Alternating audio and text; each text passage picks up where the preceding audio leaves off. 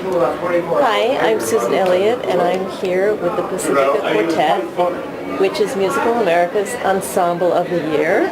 Congratulations, you guys. Thank you very much. And I would first thing we have to do is have each of them introduce themselves, because they will be able to say their names far more articulately than I. So. My name is Masumi Rostad. I'm the viola player in the string quartet. And my name is Samin Ganatra. I play violin. My name is Sibby Bernhardsen. I play violin. My name is Brandon Vamos. I'm the cellist. One of the things that we were talking about earlier was that the group had done Elliott Carter's quartets, the complete cycle, how many years ago? The first time was about 5 years ago, 5 or 6 years ago. 5 years ago. And they've just done it in the same place, the same hall in San Francisco? Same presenter. Same presenter, different hall. And I was curious to know how it might feel a little differently now than it did back then.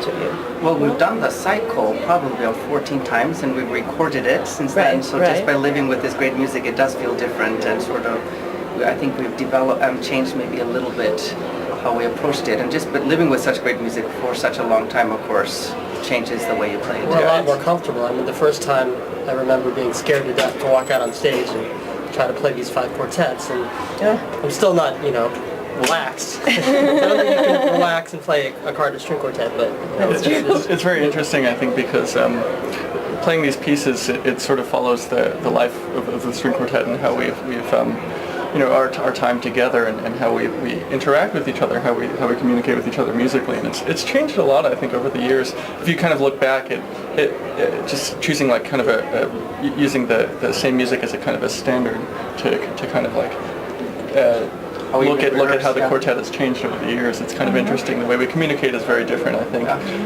The way that we cue each other, the way that we talk about things, the way that we actually end up playing things, it's quite a development, It feels different for sure. Well, the other things that we were saying was that being a string quartet today is a whole new world from what it used to be in the old days. So, because you all are all over the place. You're touring, you're in residence at 2 schools? Three schools. And so why don't you tell our friends here Well, it's very busy, and we're very lucky to be able to do it. I mean, it's a great career, and there are many aspects in the teaching and the performing. And I mean, it comes down, of course, to the repertoire. We get to play the most amazing repertoire that we think is written.